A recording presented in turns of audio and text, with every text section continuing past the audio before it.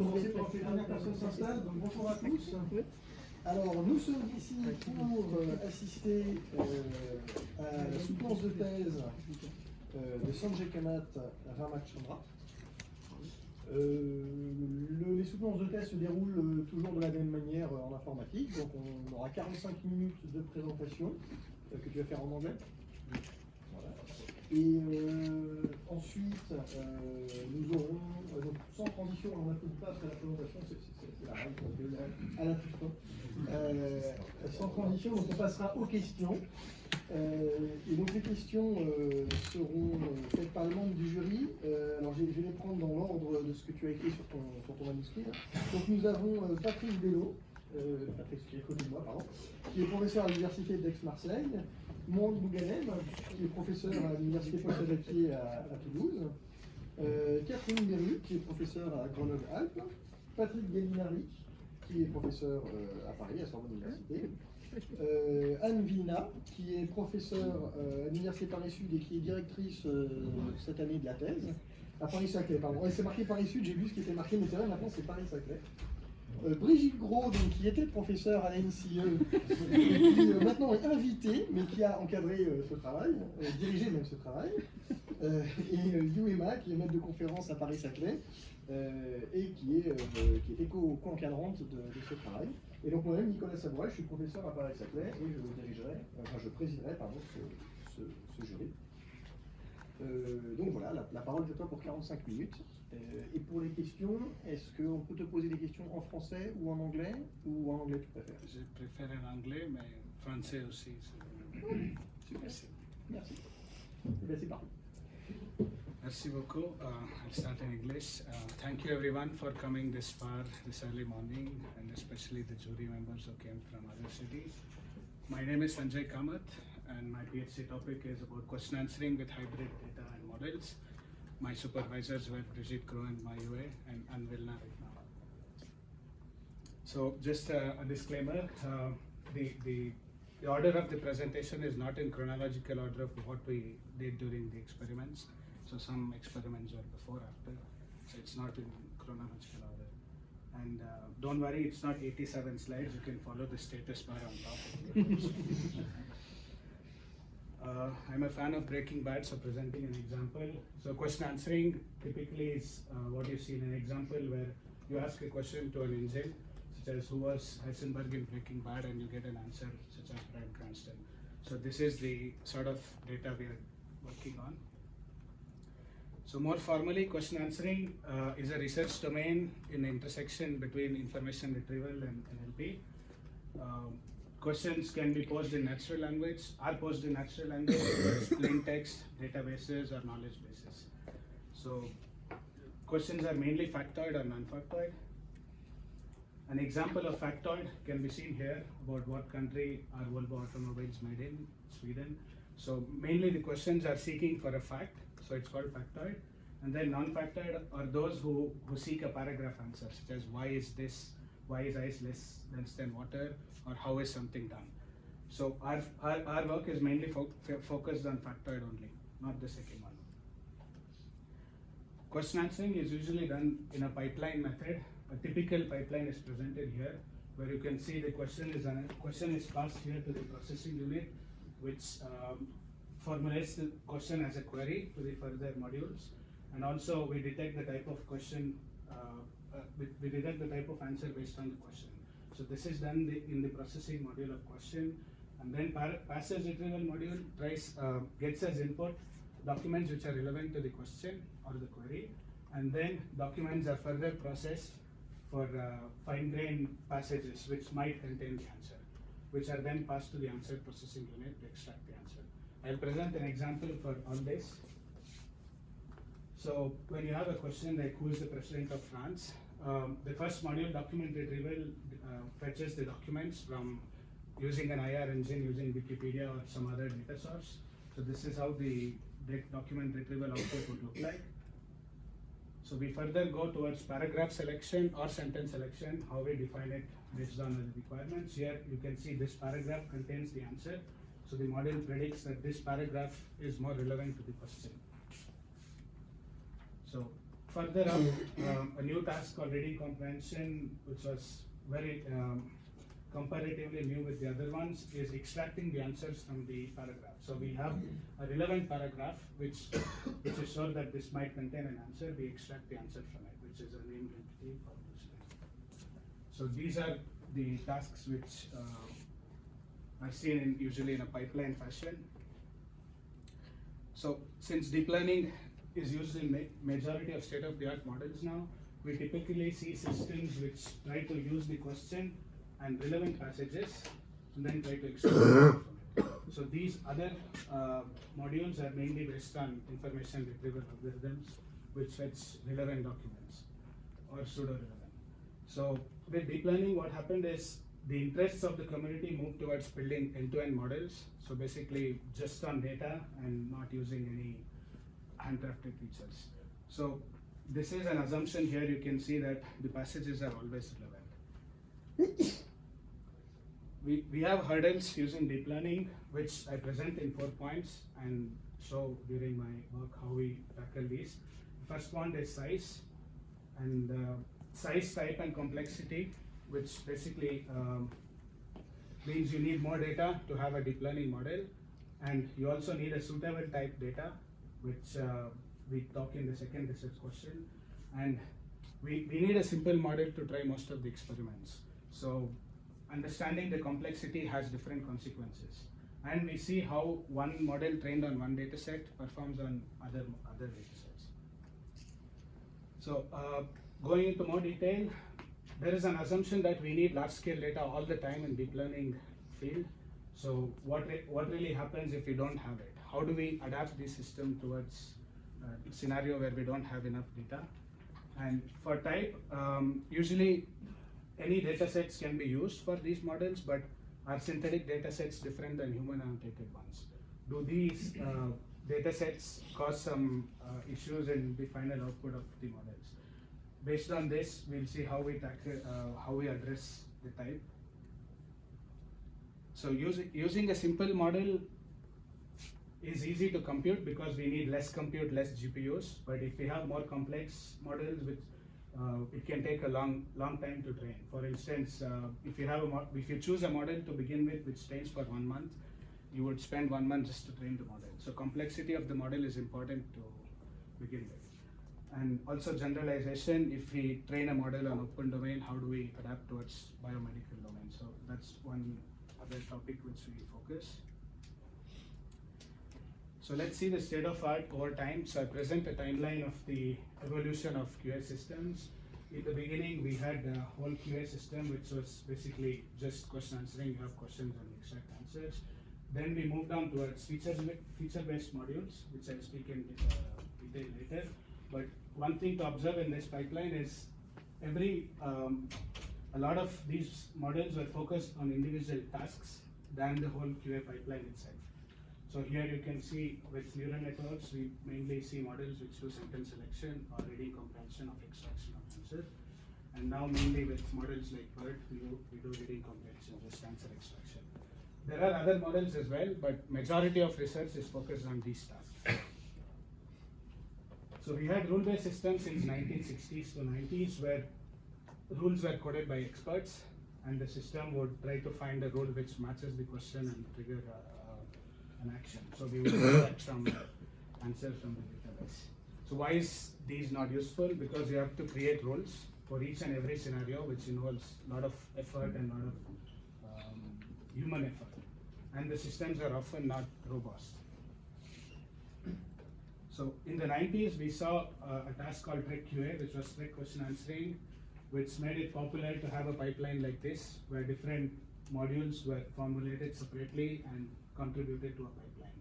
This is the same pipeline I presented earlier, which was basically popular. Since then, even today, we use these pipeline systems. So where do these come in? So each module of the pipeline is designed using a machine learning module. So some modules do just question classification, some modules do answer processing. Do note that document retrieval is an IR problem, so most of the models don't do machine learning over this because they assume that we get data from some engine such as LIMSI. And then most of these models were focusing on individual tasks of the pipeline. The problem with these are, of course, that you need input features which are pre-processed into the model. So these models are good at performing at low data setting, but you have to have correct features. So for that, you use some NLP tools or some pre-processing tools. These tools might cause some error for the further in the pipeline. So if we have an error during the beginning of question classification, that will reflect on the end result. So these are one of the drawbacks, and you needed extensive domain expertise to extract these features. So since 2014, maybe even earlier, but most of the systems use neural networks for the same reason, that each module of the pipeline was done using neural networks. So the goal was to create an end-to-end model which solely relies on data. Of course, there are other models which use other features as well, but most of the models used to aim at this objective. And the first task was answer sentence selection, where you have an answer and then you predict which sentence is correct or relevant. So since then, we see a lot of other tasks which use deep learning, and Squad, which was released in 2016, gave rise to a big boom in question answering models because of the media attention it got for reading comprehension tasks. The problem with deep learning models is that we had a problem of feature engineering, then now we have a problem of architecture engineering. You need to know how to design the architecture, which hyperparameters to tune, which optimizers you use, etc. So one problem leads to another one. So this is the biggest thing which we should be discussing about neural networks, about how well we design the models if you're using one of these. So I'm not a Muppet fan, but this is how the NLP community moved forward from 2018, that suddenly everyone in the community is using Muppet names for these models. You can see it started with Elmo, then moved on to BERT, and then now we have models like Ernie and XLI. So I don't want to go in detail with this image, but you can see that just in 1 year there is so many models which the academic labs cannot compute because we don't have this much compute with us. So even though I'll explain how much these models individually cost, but we have to just use it for our tasks, which is what we did for most of our tasks. And an important observation here is all these are trained in English. So since that was the issue, a lot of individual models came up last year again with Camembert from India. Thanks to Sven, who gave up the name of Camembert, which we passed on to India. And even in news, you can see that there's a model called Camembert, which was named by us but done by India. So there are other models which basically uses BERT architecture with different languages. So what are these models? So these models were basically designed earlier to have a language model which is trained on huge corpus, and then you add it with an existing neural network, and then you see there is an improvement in performance. So in 2018, Google designed a model called BERT, which is this guy, which basically is a huge neural network model which takes input and which takes a text input to train itself on language modeling, and then we modify it for different tasks. So currently, as we speak today, BERT is used widely for question answering as well, BERT and the variants. So coming back to what we do, so our first goal of my work is to build models which can work both on large scale and small scale data sets, mainly in domain specific setting, and also to see how we can use the semantic information which the earlier models used along with the current state of the art models. So the further presentation is split into two parts. So what's domain specific setting? So we decided to go with biomedical data, and the task involves questions in biomedical domain, such as this one: which calcium channels does some I don't know how to pronounce this target. So we have the answer such as T-type calcium channels, and we have some snippets which might contain the answer. This is the domain specific setting we are targeting. getting, and these data sets were designed by humans. So these are not synthetically done. That's what I mean. So the problem which we try to address is this. So you can see the ones in red are extremely large compared to what we see here. These are in hundreds, whereas these are in thousands. So most of the open domain models, what we discussed with neural networks, use these data sets and report results on these data sets. And if you use the same models on these data sets, it might not perform well because it has less data. So that's the problem which we encountered in the beginning. And the questions again come back to that, like how do we use deep learning? Can we just use these models directly on this data, which is far lesser than the previous scenario? And how do we build models which are basically on open domain and try to adapt it to the biomedical setting, because our focus was domain specific setting. To give a more concrete example, reading comprehension with Squad in 2016 had this sort of data where you can see there is a question about a paragraph. So the assumption here is the answer is always contained in the paragraph, which means this paragraph is always relevant. So that was the assumption for this task. So the problem we had with BioAsk is not all paragraphs might contain an answer. So we had to adapt the model such that we choose only these paragraphs which have the answer and then move on without these ones. So that was one drawback of trying to adapt the models which were trained focused on reading comprehension towards this. So we did that. When we did that, we noticed that only 66% or let's say around 70% of the data was usable, because the other questions did not have paragraphs which contained an answer. So further, you can see that Squad is 100% because this is what the Stanford dataset was aimed on. So we already have a less data here, but then we further have less because of this assumption. This is what people often do with data. As you can see, two authors did the same. So to target this problem, we had to choose a model. So how do we choose a model? Right. We need to have a simple model first and then move on. Because when you have a complex model, which means it takes long time to train. So in academia, we have GPUs in the lab, that's okay. But if you use Google Cloud, for instance, you'll have to pay as much as you consume, so which means money. So we had to choose a model which is simple enough. But the first question is again important here. Are all models using LSTM the same? Like how do we decide which LSTM model to choose or which CNN model to choose? So we did a study to determine which one is useful for us. At the time of my experiments, I came across these two models, which came out around the same time in November 2016, but it was published later in different venues. So what you can see here is this model is fairly simple compared to this. It has 3 layers of LSTM here. It's not very visible as 3, but it is 3 layer. And here we have 3 into 3, which is 9 layers. So basically this model takes more time to train, and ideally the assumption is the more complex models are, it performs better, right?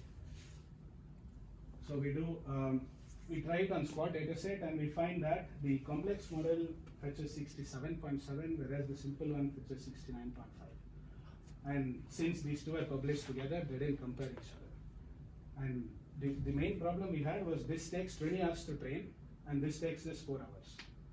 So we had to choose a model which of course performed better and also with less time. So it was a no-brainer to choose the first one. Here I present the details of the model.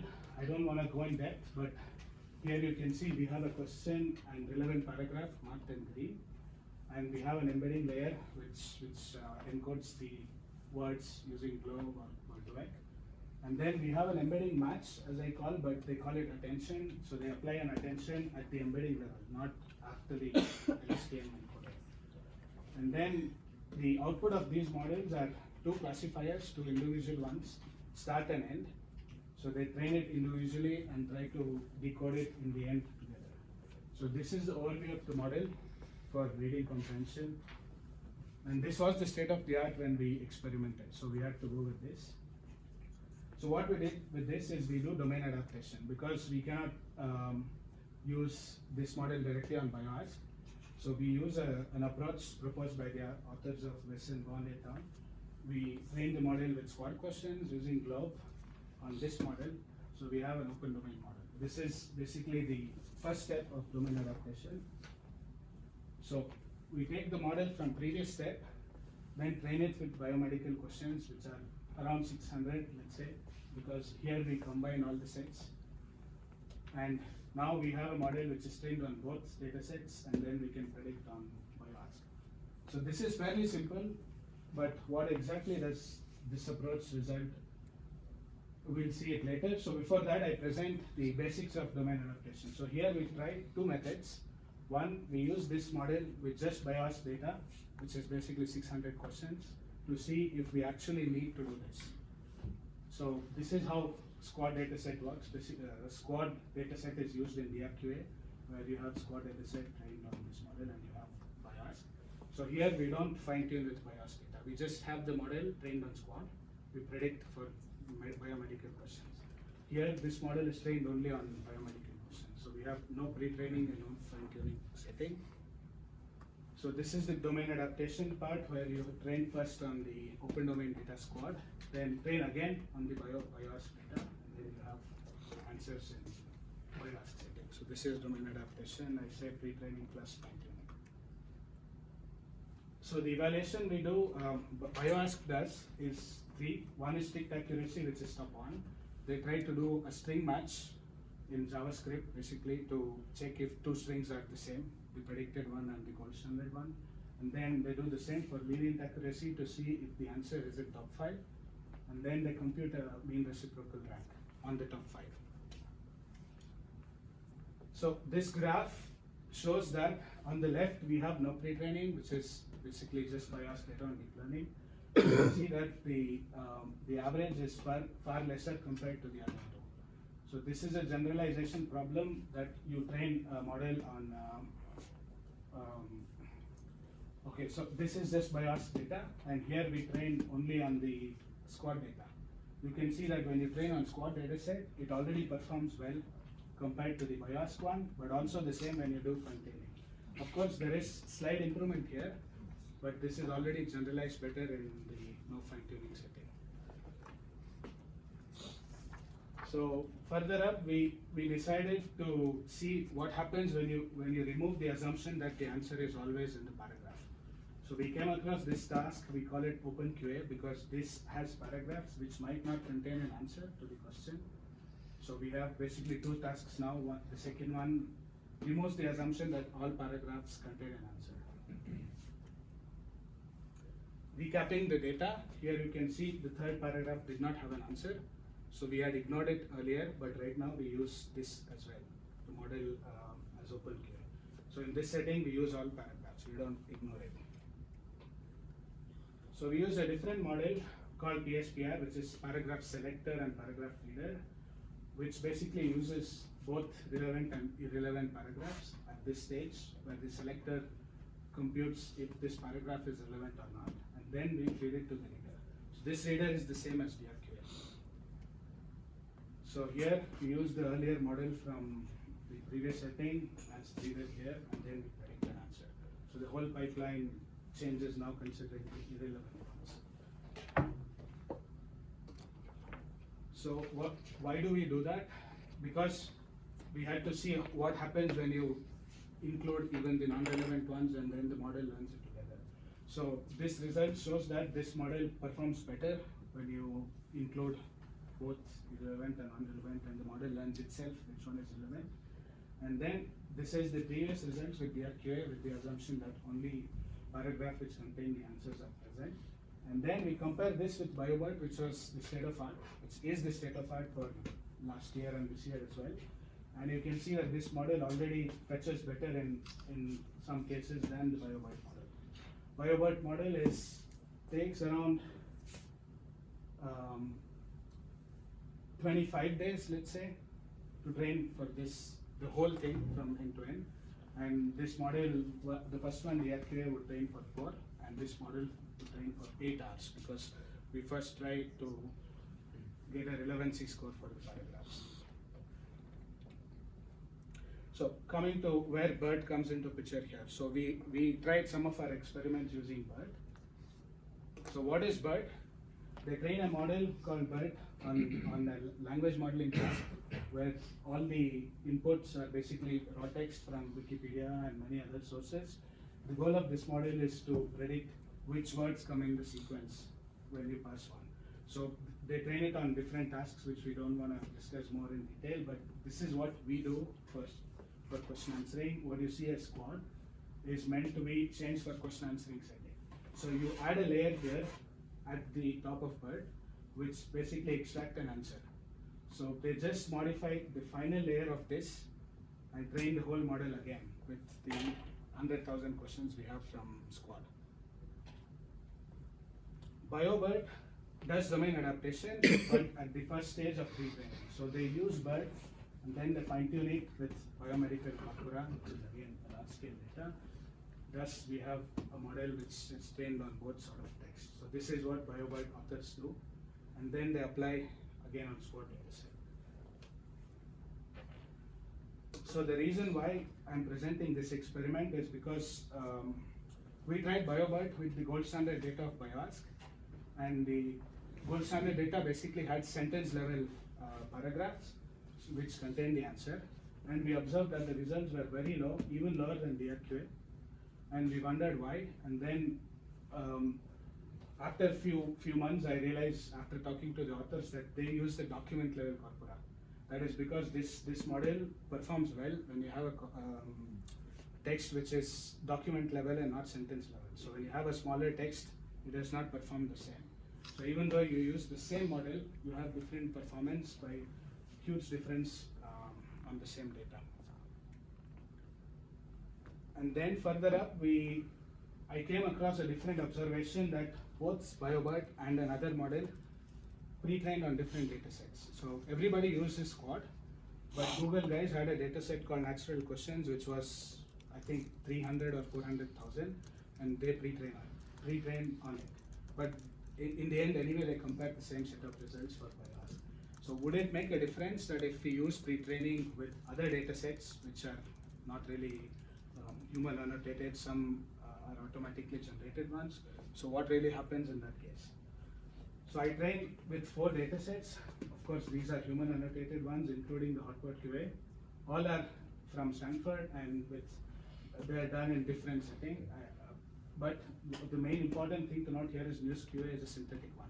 So we just wanted to see what happens when you pre-train using different data sets. So this graph might be unreadable, but what I want to show here is BioBERT, which performs better with domain adaptation, is equal to Google's BERT, which is basically an open domain, when you pre-train with different data sets. So here we pre-train with news QA. Sometimes it performs better than Squad, and sometimes when you mix 2 data sets, like I mixed these 2 here, Squad 1 and Squad 2, which performs better than Squad 1 alone, and Squad 2 alone is sometimes better. So when you have a mixture or different data sources to pre-train, you would have the impact on the domain adaptation outputs. So that was one interesting results we found using this. So in all cases, we just wanted to use Google BERT to see if domain adaptation really is needed or not. So that's why we use Google BERT there. To conclude this topic, small-scale data sets are suitable with deep learning if you know how to use it by doing domain adaptation. OpenQA performs better because in cases of, in reality, we'll have paragraphs which are relevant and non-relevant. So just using reading comprehension for everything is not good. And when you pre-train with different data sets, you have different results. I guess when people report their results using different pre-training, they also have to highlight this, that this model was pre-trained on that data set alone. So it's not really the model which performs bad, but it's the data set you train it on. So let's move on to the second part of my thesis, which was using semantic information. The issue with pre-training today is, it's not an issue, it's a feature that end-to-end models are the focus, that you try to ignore all semantic information but just try to use input-output and then try to learn a model which learns the estimation. So most of the earlier approaches before deep learning used to heavily rely on different semantic information using using NLP tools. So that's what they, in terms of named entities, part of speech tags, question type, etc. So how do these fit in with today's setting? So semantic information, what I mean, can also include synonyms, different variants in syntactic space, and also some features coming from ontologies and knowledge bases. So the first approach or first study we did was again on BioAsk. That you can see here, this is a gold standard data annotated by experts, and this answer is present in this paragraph. So what's the problem with this? So these answers are also correct. The model predicts these answers correctly, but then because the human annotators did not mark everything right, the models used to do model which predicts the right result during evaluation was marked as wrong because it lacked all the variants. So the task organizers did not include all the variants in the data set. So what we did is we annotated it manually, because at the time of doing this we did not know how we can do it automatically. So me and two of my supervisors annotate around 618 questions manually to include these different variants of syntaxes. So we created a data set with more answers which were already present in these. And of course, we released this publicly, giving the permission from the dataset owners. And then we also proposed an automatic variant to annotate it. Here you can see we have an answer called MDR-TB, which also means tuberculosis, which is present in these two paragraphs. But the gold data contain only one. So what we do here, we use UMLS using MetaMap. So we pass the answer term to the MetaMap, which predicts this as a tuberculosis entity using this code, which is called a CUI. We use this CUI to see which other paragraphs have the same CUIs. So it's fairly simple that you can see these two have the same CUI. So we just use this approach to enlarge the data. And we do the same domain adaptation, which I spoke about earlier. As I said, it's not in chronological order. Some experiments were done earlier, so we already did this using DRQA. So we use basically the same approach with Squad and then BioAsk. So in this table, we tried different experiments. First one is to train just with gold data. We had 5B and 6B. So what these signify is BioAsk is a shared task which shares data every year, and each data set is different. And as you can see here that the results also look differently. That's because it's different data sets, so we present it separately. And gold data is the gold standard data provided by the organizers. We train the model just on gold, predict only on gold, and then also predict, we evaluate on gold and annotate it separately. So we can see that when the model is trained only on gold data, which is contains far less answers, it still performs better. You can see the results are better because it's evaluated on a larger data. So that's the idea here. When you train on annotated data, of course, you would expect that it has better performance because the model learns more variance. And here, since the automatic approach was designed later, we find that in the data set of this, automatic perform much better than the manual annotated data. So automatic annotations are not bad, but you can use an automatic algorithm, what we showed before, to enrich the BioAsk data and then do experiments.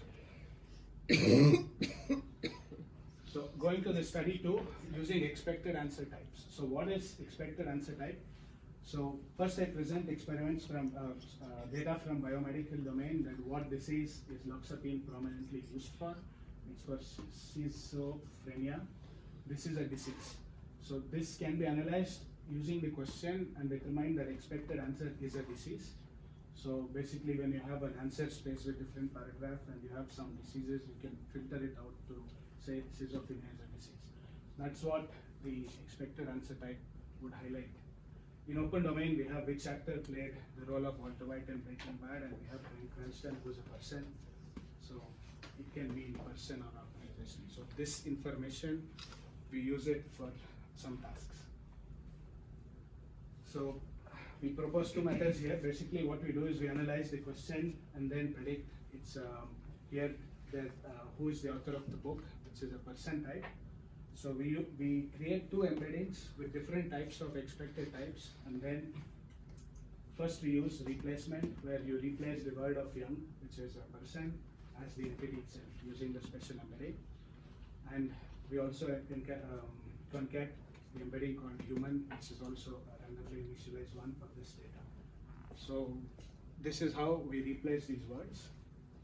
And not all questions have entities, expected answer types, because some questions might be such as how was this done, or why is something something. So in that case, we won't have an expected type. It's not a factoid. So the authors basically annotated this and removed all these questions. So this further became a small data set for rec. So we use this data for all our experiments further. So we designed this model using DRQA. So instead of having a final output layer of start and end, I replace it with linear layer, and then it predicts a score for each paragraph.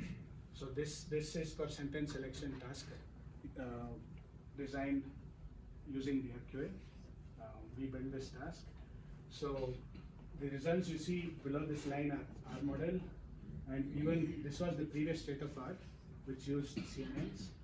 And already with the plain words level, we see there is an increase in the performance.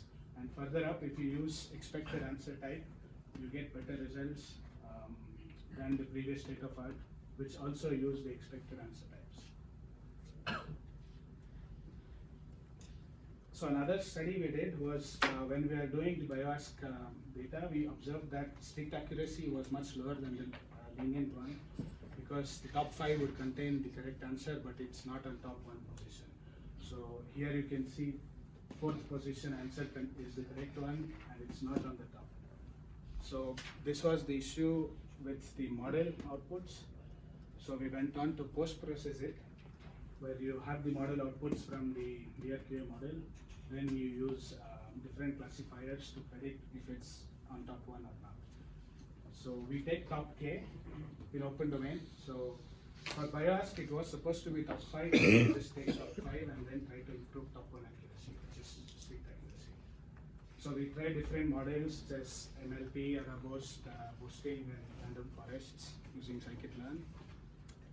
So these models don't necessarily use embeddings or something, so we just extract some paragraphs.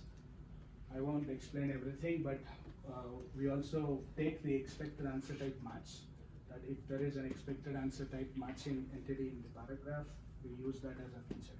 Sorry, in the answer, we use that as a feature.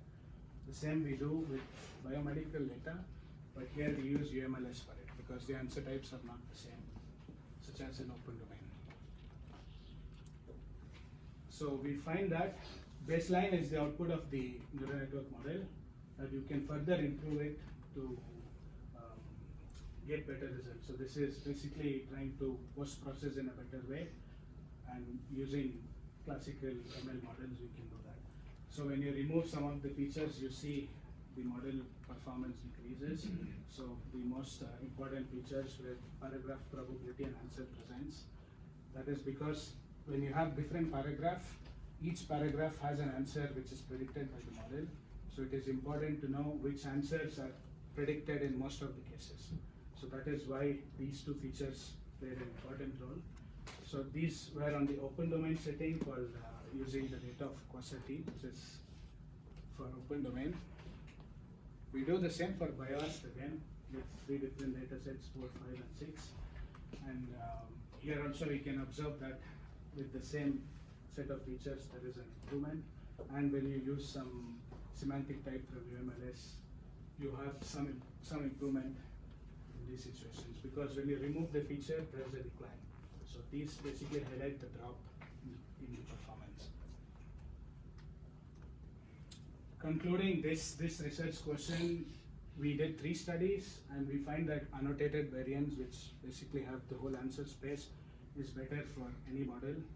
So again, here I'd like to highlight that it's just not the model performance, but also how you format the data, even though you use neural networks. And you can use the earlier handcrafted information from different sources or even expected answer types which you extract from the question during the post-processing phase. So that is how you can also increase the top one accuracy here. So I remember when I started my PhD, one of my ex-colleague in Grenoble asked me, isn't question answering a solved problem, because it's basically simple to do it. So I want to focus on that aspect now, like, is the question answering solved right now? We have so many models that we can. So what we did here is, can we use the recent models and replace this pipeline? Basically doing everything end to end, you have just question, just answer, and none of these things. How would these models perform with this? So we don't experiment ourselves, but we find two.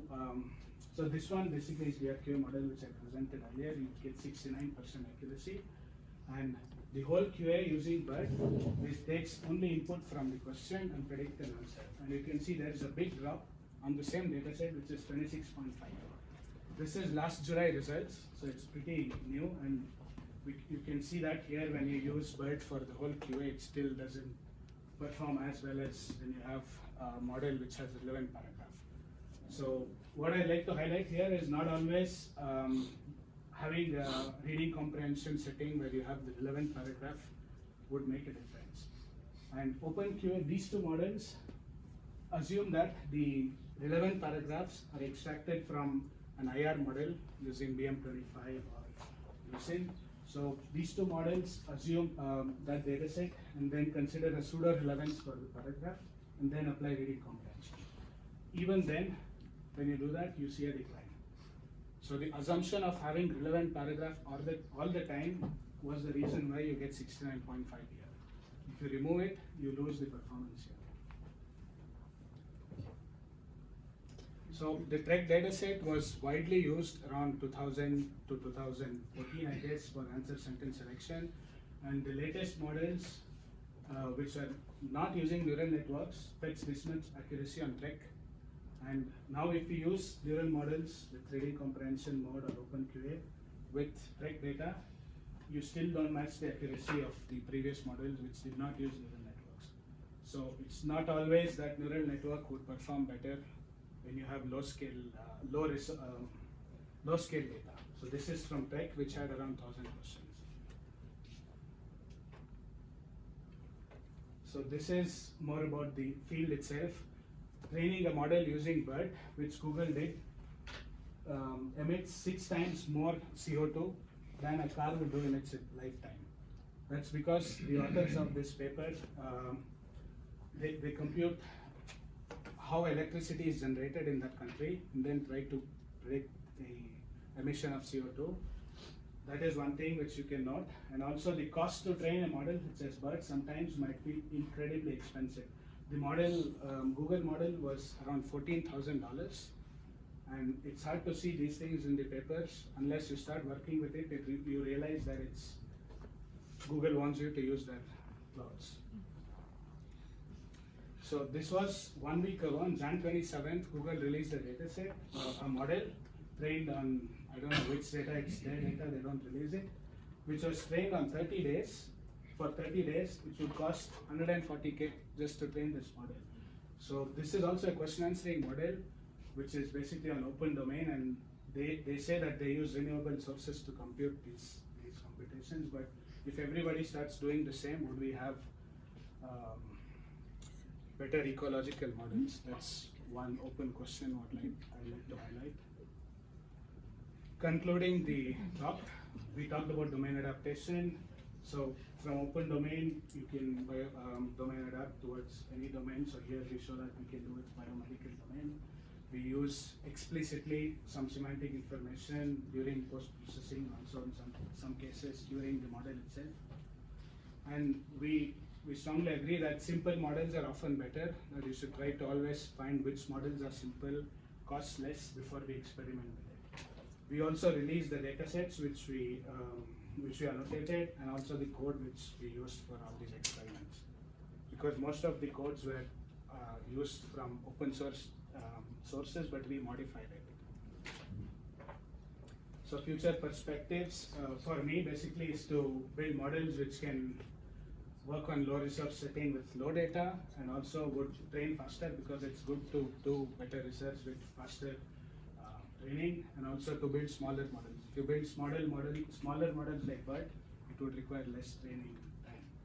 And also, it's not clear how we can use the information present in ontologies and knowledge bases with these large-scale models like BERT. So that's an interesting question to further focus on. So, thank you. These are the public questions.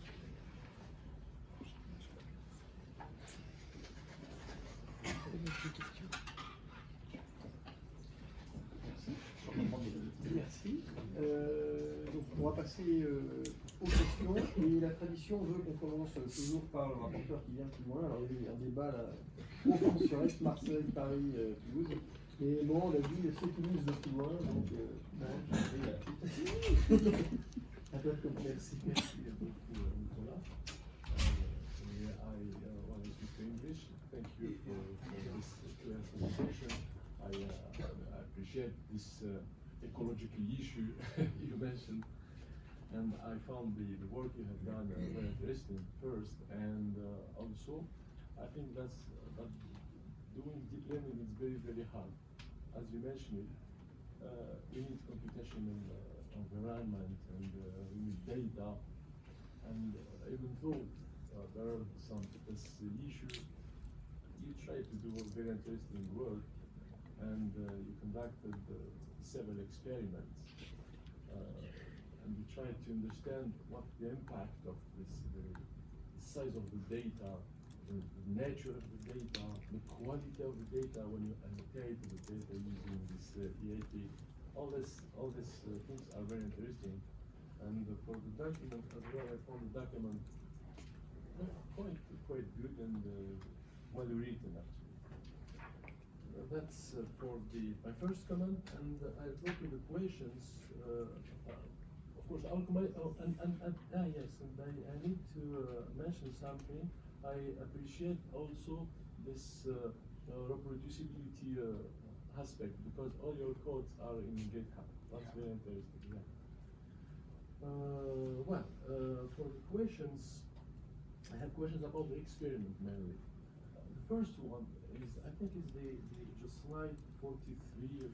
It's about the result when you fine-tune the model. Yes, as you can imagine, the result between no fine-tune and fine-tuning are quite similar. Yeah. I missed probably some details in the experiment.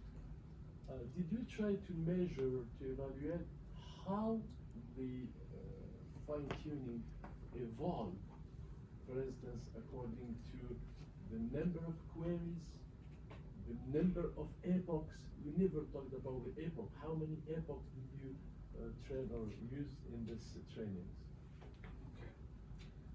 Okay. So I had put numbers initially to show this more in detail, but then I thought it would be easier to present with a graph. So there is a slight improvement here. So basically, the task was to compete against other teams, so everybody has access to the data, and people get prizes based on how much they score. So everybody does the same. So since I had to just experiment with DRQA, this was in 2017, I tried varying the epochs, but I tried with 100, so the first model of DRQA was on 40 epochs, since it used to take 4 hours. So I increased it to 120, and there was no improvement after, I guess, 40 or 50, so it was around 40 to 50. So I kept it as the same what Facebook guys designed the model. Then for BioAsk, I did the same, but I did not see any improvement after, I guess, 10 or 20 epochs. Because often when we increase the number of epochs, the performance could decrease actually. Yeah, that's true. So the performance decreased, but what I used to, I used to save the models when it reaches the peak on the dev set. So it did increase after, I guess, 10 or 12. Around, that was the average I saw. So I did try with 100, 200, because fine tuning is fairly 2 minutes task. Because the data is 600 questions, I guess, no, 10 minutes, not 2. So even if you increase it to 100 epochs, you would need half an hour to complete it. What about the number of queries? I guess that you used 600 queries. Yeah, that was the data. But did you evaluate how the performance evolved according to the number of queries that you used to fine tune? Just to check if, for instance, No. we only need 2 queries and we will get exactly the same result Yeah. because they are not very different. So that is what Brigitte asked me. That's why we tried this approach to see if we don't do anything, how much we will get. All right. Okay. So we didn't modify the number of questions there. We just tried with 0. My second question is about the experiment regarding the word embedding.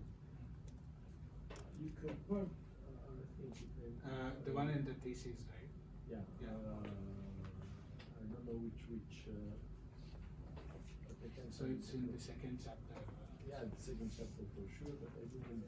I'll just check.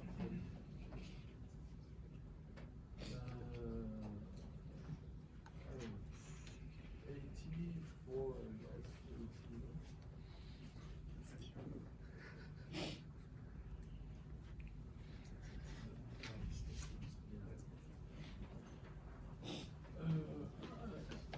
I surely missed something. You compared the SIBO skip graph built on bio, I think document, Yeah. with GLOBE, which is pre-trained. Yes. I'm not sure that's comparable. Okay. I guess that for me, what could be done, you compare the same algorithm on different data, or different data, or same data on different algorithm. And what you said in the end, on the conclusion, you mentioned the importance of using the right word embedding. I completely agree, but do you have a comment about that? Okay, so that happened because at the time I was just using Word2Vec for these experiments, and then since the main model of DRQA just used GLOBE, the first model used GLOBE, so I just put GLOBE into that setting. And then afterwards I should have done it with other data. I did not do GLOBE with parameters. The idea is to do GLOBE with the bio data. Yeah, that part. And compare the pre-trained Google Word2Vec, whatever, SIBO or skip graph, against the GLOBE. The GLOBE or the embeddings built by this algorithm to better understand. That's why I guess that I'm not sure that we can draw something from the experiment. Yeah. Okay. No, because I was experimenting with different hyperparameters and SIBO and skipgram during Yeah, the time. that's So what you listed in that the was the result. main study, but then I just added GLOBE to compare it, but I should have done it with GLOBE. Yeah, and I then the missed results show that GLOBE is seem to be better. Yeah. Yeah, why it's better? It's because it's GLOBE or because it's working in Okay, with so data?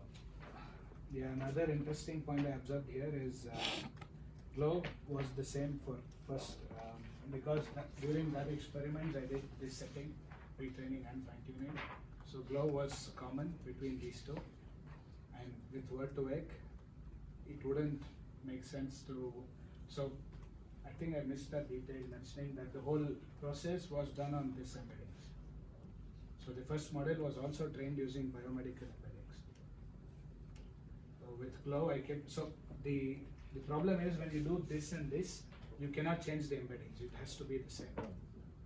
So this is why the results you see, the first model was trained on biomedical embeddings also, and the second one. So maybe it would make sense to compare it with GLOBE. Thanks for pointing it out. I missed it.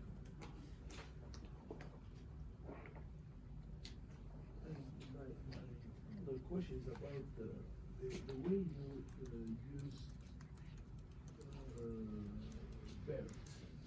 I think it's slide 51, I'm not sure. This one? Okay, just the result. Okay. Yeah. And I think you compared,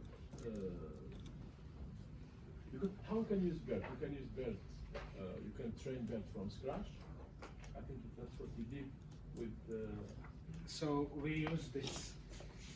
this one. Yeah. Without because you can use it from scratch, you can use it, you can to fine tune your model.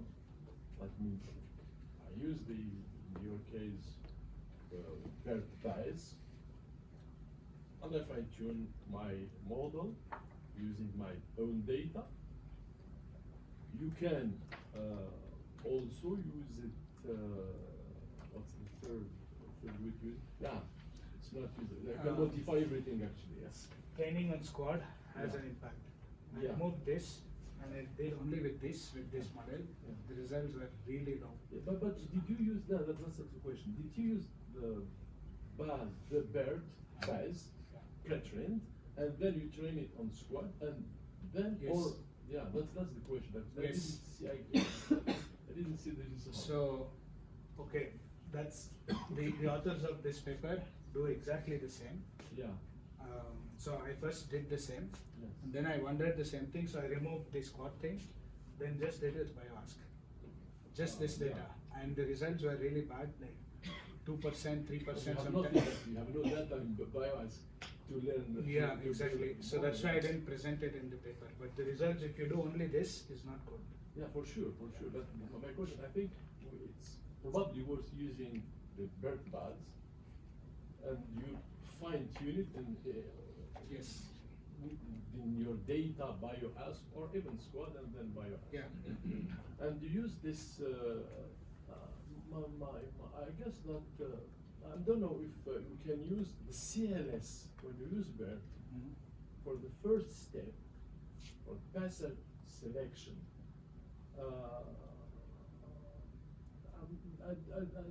I'm wondering if we can use this part to select the passages, and then you Okay. use the second part of BERT, which is this set and to select the answer. So I wanted to do those experiments to try BERT with OpenQA setting that you do first paragraph selection like that, but I didn't have time because all these were in the last 6 months of my right. thesis, I Yeah, think. So of course. I completely agree. that's why, sorry. Look, That's why I mentioned that we don't maintain chronology. Like some experiments Yeah. could have been done that way, but we didn't. That's because when you look at this little board of squad, Squad. all the top results are based on BERT. Yeah. And even if information retrieval, there is this task in track about deep learning and IR. They use MS Markov, Okay. which is yes. kind of not question answering, but the first part of question answering. And all the top models are based on BERT. Yeah. That's yeah. And we don't know why exactly these things work well. And did you try to understand what happened inside? For instance, which when you use this model, we have different layers, and it seems that some layers capture things different from other layers. I don't know if you have looked to this work. So I followed some papers who did that on probing tasks for different NLP pipeline tasks basically, but for question answering. So the reason why we did not see it is when we did all these studies, SCL and EMNLP deadlines were around the corner. So none of these papers were published when we wrote this. And the moment I submit my thesis, everything exploded. So you can imagine, 6 months is a long time in computer science. Completely, yes. Probably my last question is about second part of your work, I'm just wondering, in this approach where you replace the answer, the entity, with this mark, I wonder what do you expect to learn when you submit during learning? You have the queries and the right answers, and in the right answers you don't have the answer. You only have the this EAT. What do you expect to learn in that case? And before this, when you test the model, you test it with the paid simple data, or you annotate the data with their AAT. So the plain questions were the simple ones, and these were the annotated ones. And for the experiments, I removed the. So you have to compare it with the data. So Right. Yeah. So that's why I ran all these experiments myself on the data sets. So these are on the annotated data itself, but on word level and on this one. Now, my question: what do you expect to learn? To learn. Wait. My question is very easy. Why did you drop the entity? You can keep the entity and Yes. the type of the entity. So, so the work by the second column authors, they do that. So they call it bracketing. Yeah, You have the okay. answer. Yeah. They have these entities on the sides, and in their experiments, they found that replacing was better. So I did try it with bracketing, but it did not really improve over the replacement. Yeah, So that's why I didn't present it there. But I think the reason why is because these models are just trying to. So if you see, this is already in the question. This entity. So these models are just trying to see, to learn these settings where you have the same entity in the answer paragraph. Because there is another result very interesting, which is published in June, last June. They use BERT actually. They for entity recognition. When they only add marks before the entity, say, okay, this is an entity as mark, and the model seems to perform better than when you don't use. You try it with in information retrieval just to say this exact match.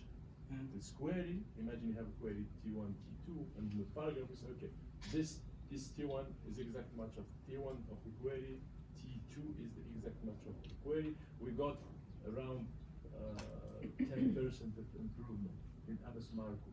That's why I think when you keep the entities should or could be better than removing the data. And I think maybe the machine needs to understand the type of data for sure, but the data as well is important.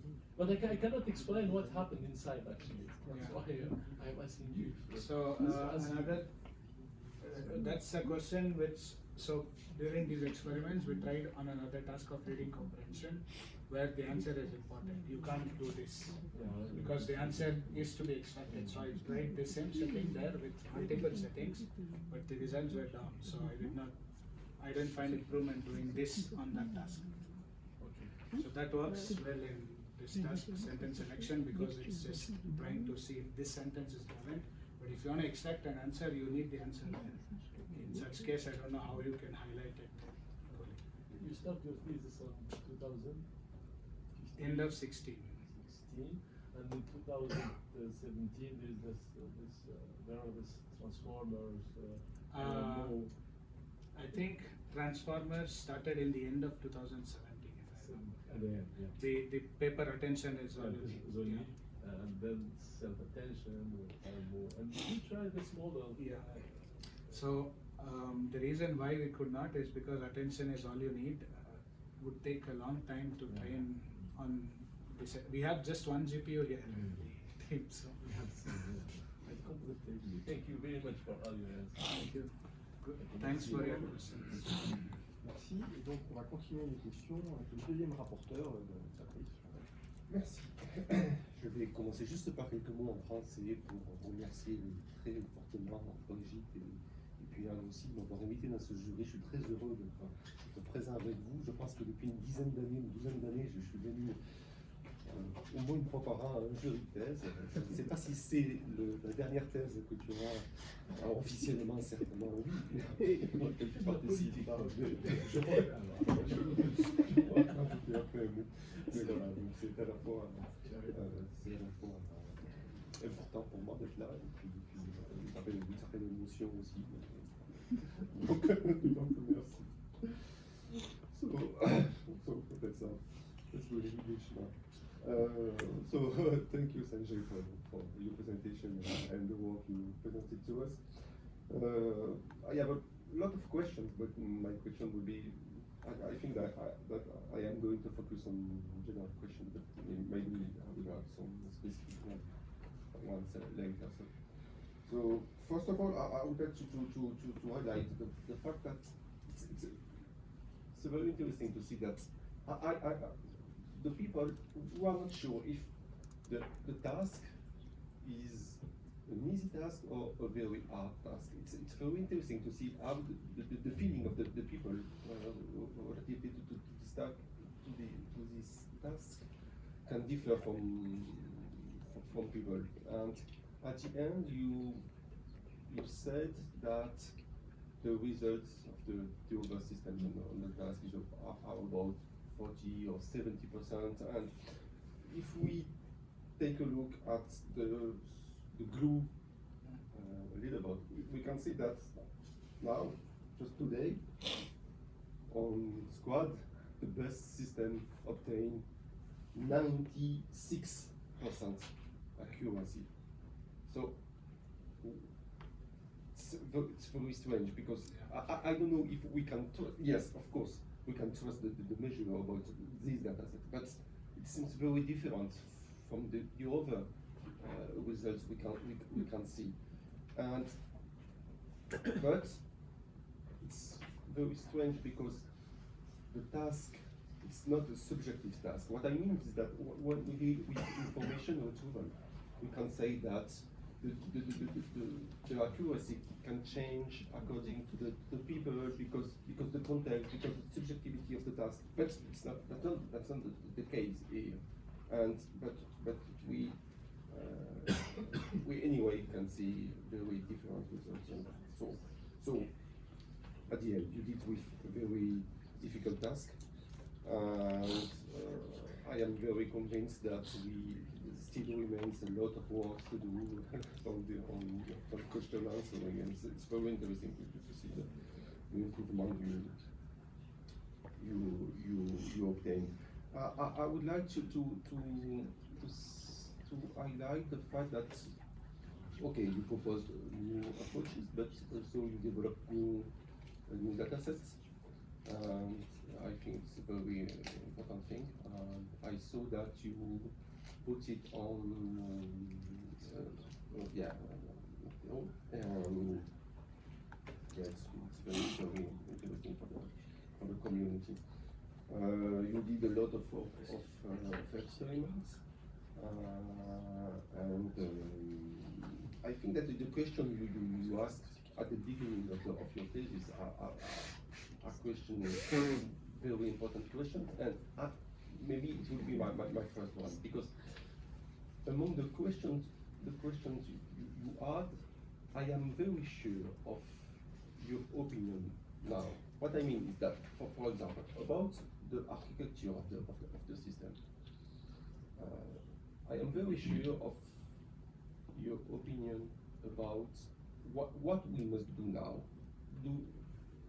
What do you think about the task? Do we need to continue with an end-to-end approach or with a pipeline approach? I'm not very sure, because you propose to add post-processing. And it seems very interesting because often we learn models and we apply the model without changing the way we at the end of the architecture. We just see the problem as a classification problem, but I am not very sure that that's a good way to see the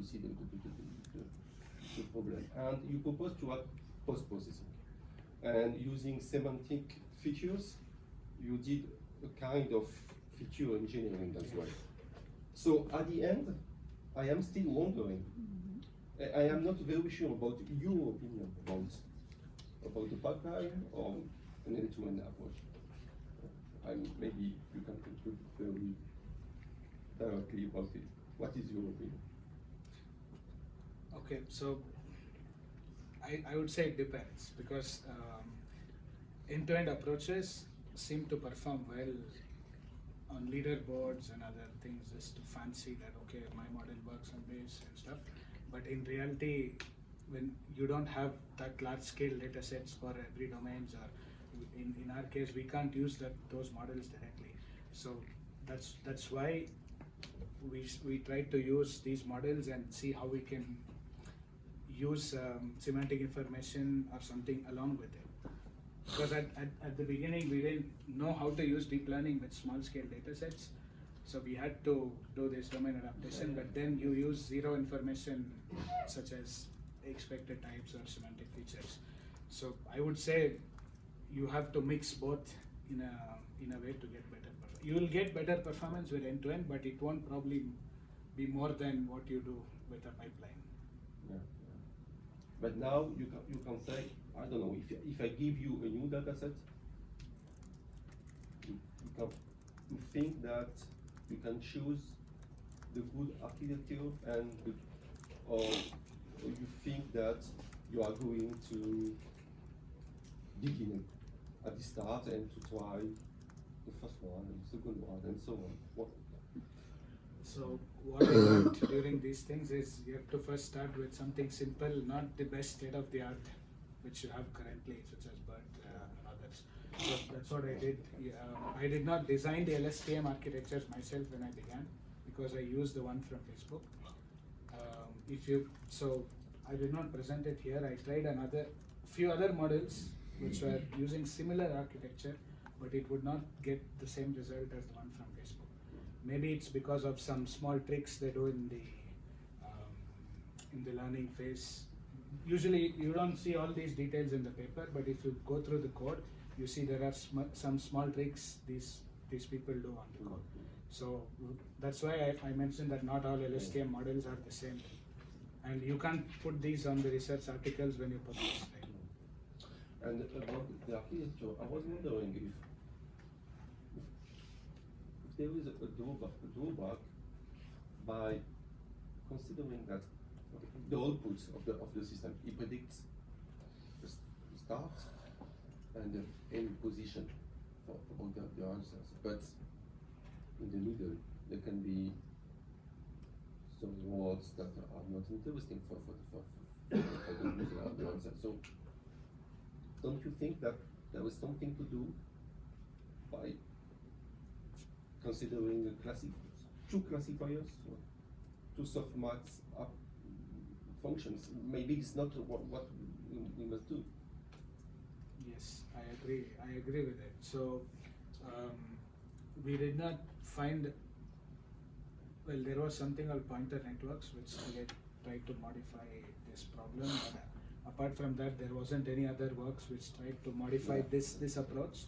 Even for BERT, you can see that's what they do with the model, it's start and end. And so to analyze what really happens when these models learn, we had outputted the model outputs during different epochs.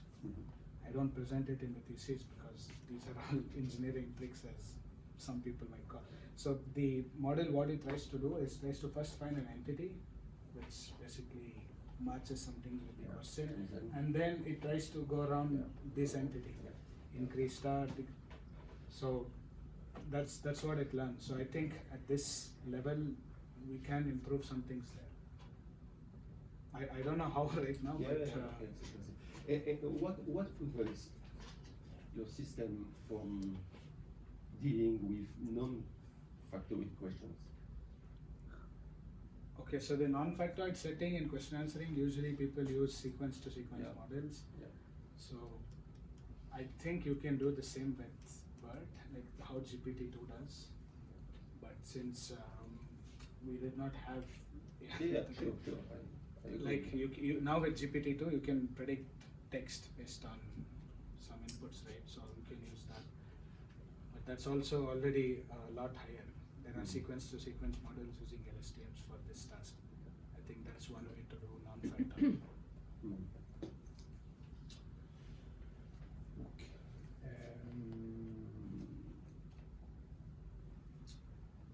Yeah, okay. A general question also about domain adaptation. How do you think we could process in the real world? What I mean is, if you propose a QA system to people, they can use it with open questions, open domain questions, and they can use it as by using very specialized questions or mix of both. I don't know. So, what do you think you could do? So all these data sets which was in open domain was done on Amazon Mechanical Turk. They just try to open source it and get crowdsourced information. But you can't do the same on specialized domains like biomedical domain. Because when we were annotating these answers, we had a gold standard to refer and Google and search, okay, if it's correct. If not, when you give a question and a snippet, it would be really hard for a non-specialist to know if that's a correct answer or not. Because you don't know what this system would be used for later on, right? Okay, we show we get better results, but at some point if they start using it for some other reasons in real world, maybe for doctor purpose and all, so it would depend on that. So I think with domain specific data, we have that problem of involving domain experts. You can't use crowdsourcing there. Yeah. But at the end, we can wonder how many models we need in real life. So we don't know. I mean, the biomedical is the domain, but you can have subdomains and so on and so on. Yes. You mean for the data creation part? Yes. And for everything. Yeah, that's true. So the whole way of approaching the task right now is you have a task and you ask people to annotate. And we also found some other medical tasks called MediQA and other question answering in ACL last year, which was on document level. So there are parallel efforts. It's not centralized. Like BioAsk is one workshop with BioNLP, and in BioNLP you have other shared tasks now. So I think a centralized approach would be better, because if everybody starts tackling the same problem using different data, then it's hard to understand what is what. Yeah. But do you think that the adaptation may depend on an analysis of the question or not? I mean that depending on the question, maybe you can choose a model or another one to mix in different ways, different models you have, or things like that. I'll just try to, so for example, the questions here were very similar to the ones in Squad. That is why we thought of doing that way. And the MediQA, which I was mentioning earlier, they have different questions. They're questions from community QA, like people asking in Reddit about I have this symptom, what do I do? So these questions are different, and the answers are non-factoid, of course, but still the question itself is different. You can't use this model for that task. So you'll have to, even in open domain, that would be a hard problem to tackle.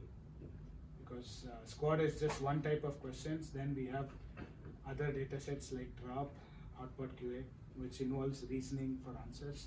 So I did not experiment that because we didn't need it for domain specific setting, but I think that was one of the things which I tried to do it in the end. That Hotpot QA, the third one, needs answer from different paragraphs. You can't infer an answer just by one paragraph. You have to have a model which understands from different. And that's a complex question already compared to what we saw. because maybe for long questions, for Yeah, far, definitely. yeah. MediQA was long questions, so it wouldn't work. I tried doing that with a very simple approach, but we couldn't get the better results than like this. I have a question about the results. About, did you analyze the EOS and more specifically about the type of EOS for each approach? I mean that you can have some very similar results, but for different type of questions. Yes, so during this experiment, this one, we tried doing the same with reading comprehension and it wasn't very well, so we tried to output both model outputs and see what were wrong, like the error analysis. And I find most of the times when you do this approach, the entities are recognized correctly, the entity linking happens right, but then you have this problem of start and end, which you mentioned, that some words around or not. So if the answer is a phrase, then you are lost, because in between there are non-entities and the model doesn't really predict the middle words or maybe the end one. So that was the issue I found doing this approach on reading comprehension. So I think model basically tries to predict an entity, and when you have phrases with more entities, then it gets hard when you use start end. Okay, thank you. So we are short in time, so but I have a lot of more questions, but later maybe. Merci pour les réponses. Merci Patrice. On va passer du coup aux examinateurs et on va commencer, comme toujours dans le voyage géographique, par monter tranquillement à Marseille. Donc je passe la parole à Catherine Berru de Grenoble. Merci. Je commence également en français pour dire à quel point je suis contente et très heureuse d'être ici. Effectivement, dans un laboratoire, le LIMSI, que j'apprécie particulièrement, avec lequel les collaborations ont été importantes par le passé. Je pense notamment au projet Cairo, sur lequel nous avons travaillé tous ensemble. Je suis très heureuse d'être là aussi pour ces soutenances, et en particulier pour Brigitte, que je suis heureuse de voir aujourd'hui. Et je voulais dire aussi que Sanjay était en master à Grenoble, donc ça a été aussi une collaboration, un passage entre Grenoble et ici, au LIMSI, que je viens d'ici, et je suis très heureuse de voir que cette thèse s'est bien passée, s'est très bien passée, et d'entendre aujourd'hui. I switch to English. I would like to say that I was very I found your presentation very good, very interesting and well done, and it was a great moment to hear you, and it was very well conducted, and it was a good work for that. At the beginning I was a bit impressed because I saw 87 slides. I said, oh no, and yes, you did it well, thanks. So I have some questions that some have already been done, and I try to make it short so that everybody have time to have questions here. And there are things on which I am very interesting and which are very important today about the cost of deep learning, and you had interesting slides on that, especially the 82 slide, if you can show it.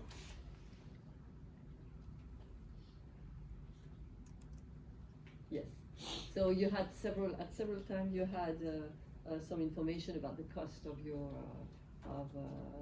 algorithms, and here, and we know nowadays that there are a lot of things and a lot of research doing giving information about the cost. So here you have it in dollars, which is not probably the good unit, which is interesting, kilowatt or things like that. Yes. And so I would like to know if inside your own research, your own experiments, if you had details on the kilowatt information. I mean, about is it interesting to have a better accuracy towards the kilowatt that I need to do it? Did you have things like that in what you did?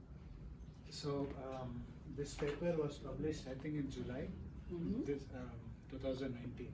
Yes. So until then, nobody really thought about this problem. Money is of course, but I'm talking about the CO2. And this paper analyzed the CO2 based on the kilowatt hour in the US and of course other countries. Like the author compares Germany, France, US, and in France you don't use coal for electricity. And when this came up, I didn't really. This was the time I was finishing my thesis, so we didn't really analyze what our experiments would mean in terms of this. But the model I used with the bird basically made me really wonder how much is required in terms of electricity. So I wanted to highlight it, but we couldn't think about this when we did the experiments. Okay. There's also things about explainability of the results. You know, with IR, this is an important point. In question answering, it's higher, and using deep learning, it's much higher because you have a question, you have an answer, and in between, you can have explanation. So, do you have idea in your systems, in the one you want, a possibility to explain a result that you give to your user?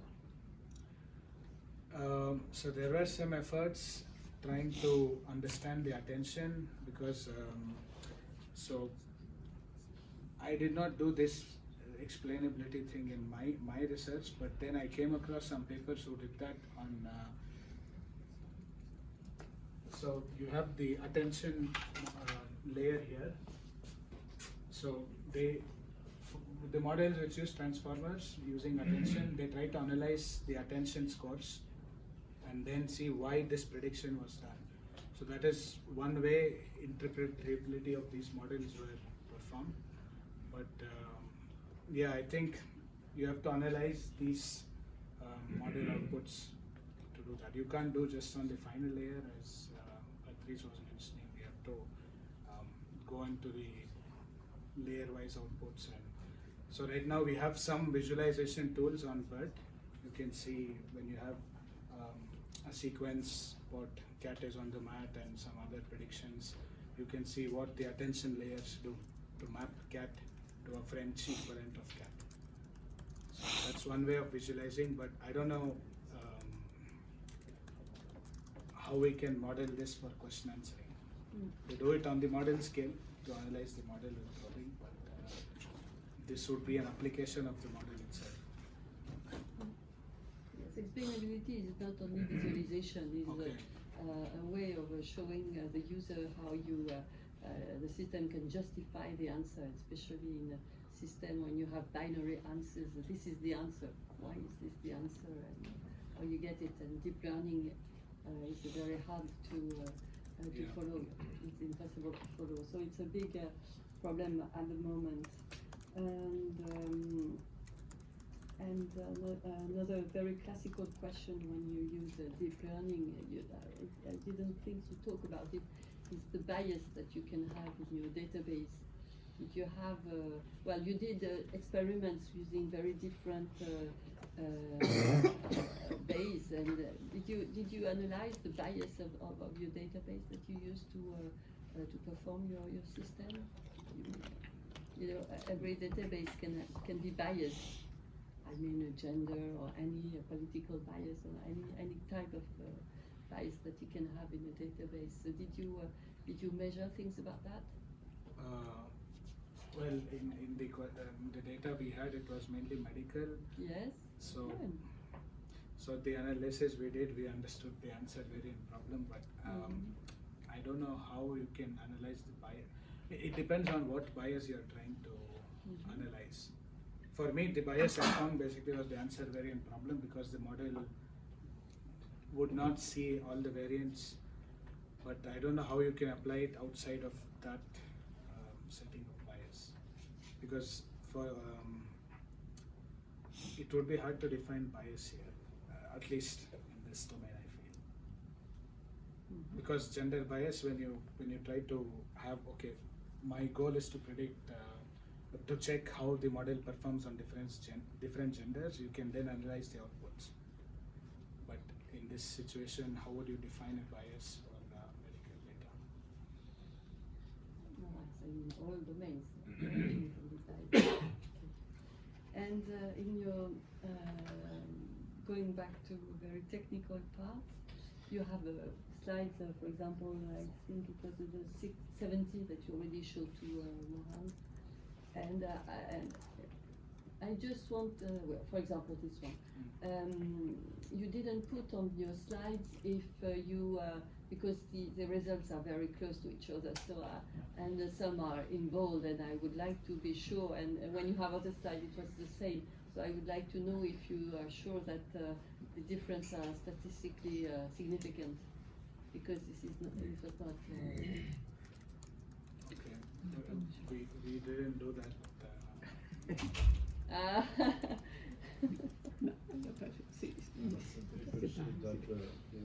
T-test is not worth using.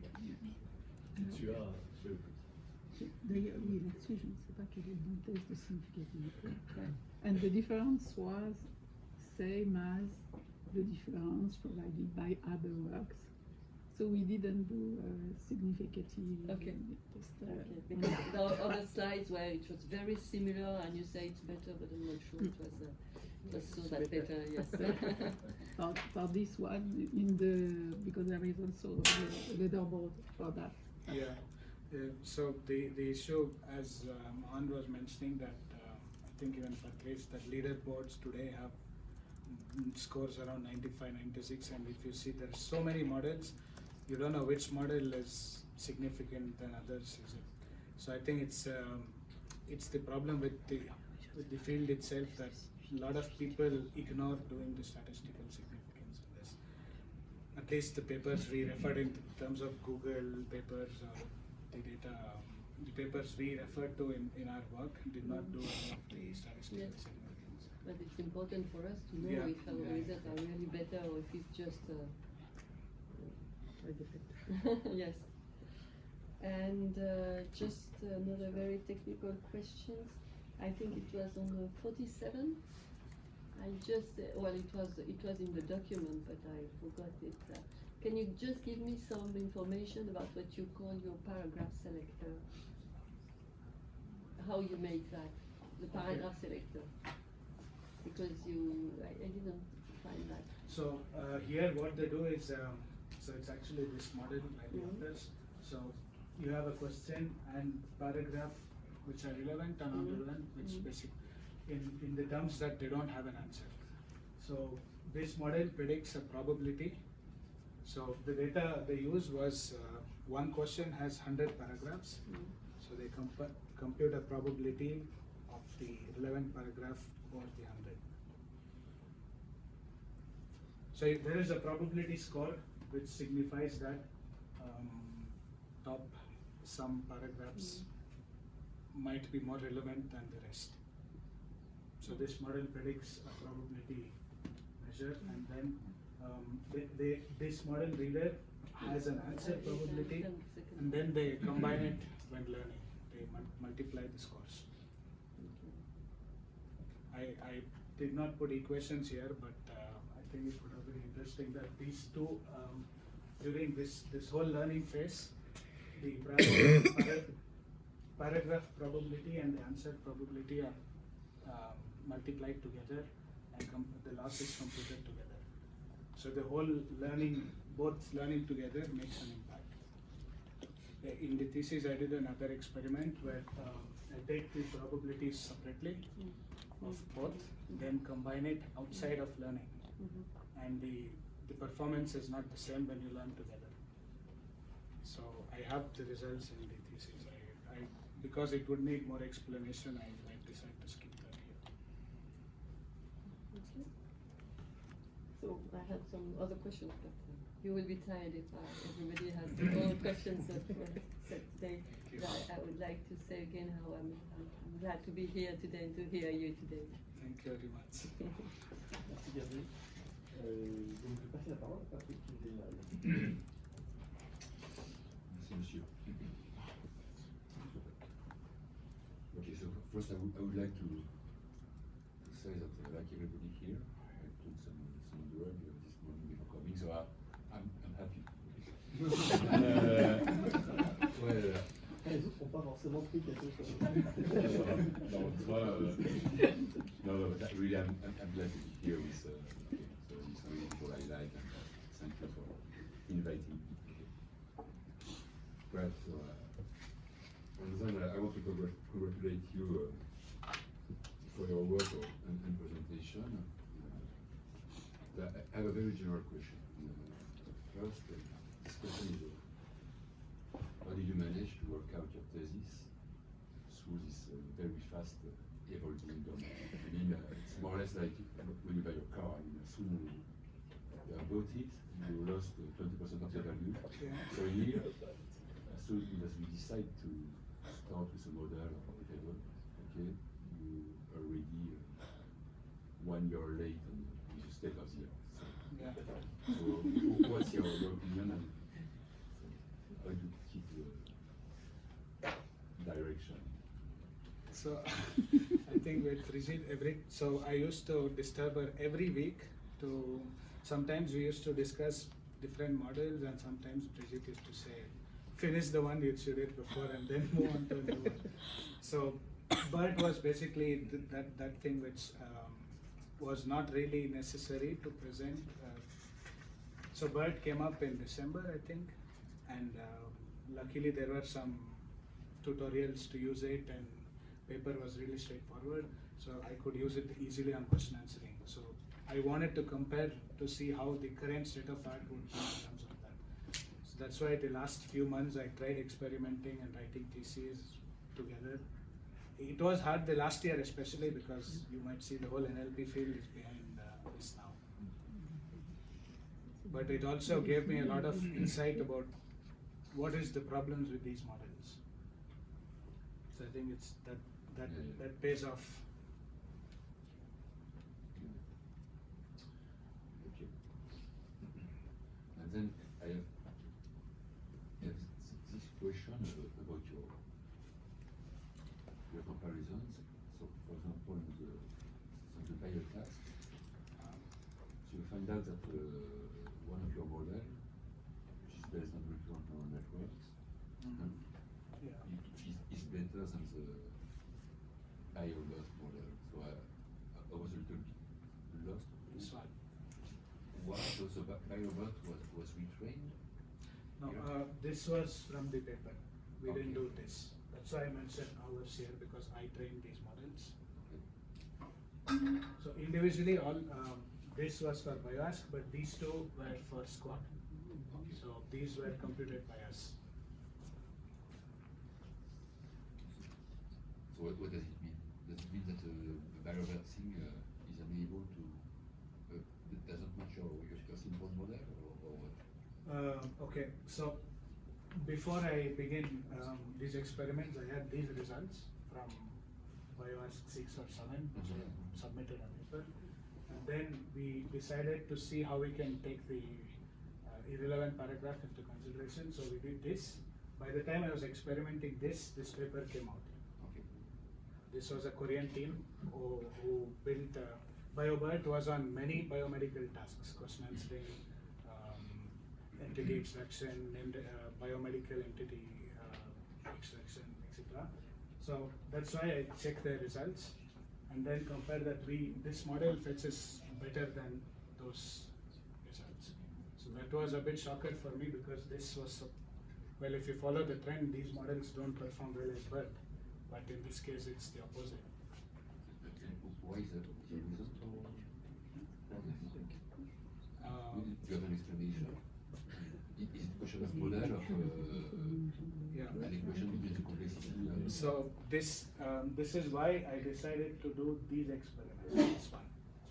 So BioBot was basically, so the whole credits of the work is given to the model and the pre-training, what they do, and fine-tuning on domain adaptation, but they don't highlight why they get results. Like you can see here, this is my work. I used their code to reproduce their results, which I could, but then I noticed that they have modified the data. So this was their results when they used a paragraph, which is a document, basically, I guess 10 paragraphs, 10 sentences, and here you have maximum 2 to 3 sentences. It's the same questions and everything same, but because of the data size, the model performs very differently when you change it. I talked with the authors during this conference, and they had no idea about this possibility. So. Okay, thank you. And then, so you have been using a lot adaptation, but the kind of adaptation you have been using is quite simple. I mean, it's fine-tuning after pre-training. So why did you choose this strategy? So I understand that it's the one to use first, but there are many other possibilities. Yes. And then, so you deal with different tasks. So maybe there are different adaptation strategies adapted for the different tasks. Can you comment a little bit on that? Yes. When I began in 2016, there was no deep learning models for bioask at least. So when we began to see how we can do it with a pipeline, like question analysis, you have documents, so everything like this without deep learning. And around the time I was taking courses to understand deep learning, I had proposed this method, but these guys published a paper on arXiv before we submitted our thing. So they proposed this method, it's very simple, and I was surprised to see that this is what they did. And since then, I decided to see how you can do this better. And I did not see much works around domain adaptation, specifically trying to do this. But in the last year of my studies, I found that BERT basically does innovate. It's a transfer learning objective, train on this task and then go on this. So I think this was an interesting way of modeling. So maybe this would be interesting to explore further for domain adaptation. But basically, the assumption in my case was that the task is the same. So try to use the same model with different data. So I don't modify the task or the model there. Okay. And then I have a final question about slide 80, something like this. So you compare the different results. So I was a little bit lost in no. Yes, this one, the next one. So what's your conclusion here? Okay, so I think I should have presented an example before this. So the first result squad, they have the assumption that the paragraph is always relevant. They extract the answer. So you get 69.5, which is what all the BERT models today do. And when you remove the assumption, you have irrelevant paragraphs. So the model has to do both. In that case, the second one and third one have really low results when you remove it. That's what they call open QA, because they use an IR engine and then they do extraction. And the last one is fairly new. They do everything end to end using BERT. They learn paragraph retrieval on 500 articles, and then they use the same model here. So everything is low compared to the assumption. And the problem what I highlighted here was that this assumption of relevancy is not mentioned in the paper. So if you say that this type of model is not ready to model this task. the whole task, yes. The whole task as a QA task, these models won't do everything. Maybe individually if you can use it, one and then focus on another. That's why I said the pipeline is better. Okay. Thank you. That's it for you. Merci Patrick. Alors je vais passer la parole, on commence à rentrer dans les directeurs de thèse, mais donc comme je disais tout à l'heure, effectivement il y a des directeurs de thèse qui ne sont pas vraiment des encadrants de thèse. Et donc Anne, je te propose de poser des questions. L'usage étant ensuite, les encadrants de thèse ne posent pas de questions, mais ils peuvent, ils ont le droit. Raconte plutôt comment la thèse s'est passée. Donc on va commencer par la directrice de thèse. Alors je suis peut-être la directrice de thèse, mais I begin in French.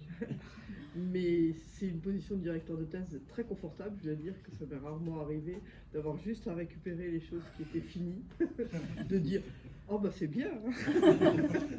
Et de pouvoir quand même poser des questions, mais voilà, de récupérer les choses. Voilà. Ma participation ayant été juste de participer à des répétitions de la soutenance, c'est juste là où j'ai un tout petit peu fait des choses. Donc bah, merci aux encadrants d'avoir fait tout le travail et d'en récupérer les résultats à l'arrivée. Donc, as we said, I have not directed a lot of things for you. I just remember when you arrived the first time we meet, and I was lost in your different names to know how to call you, but now it's okay. And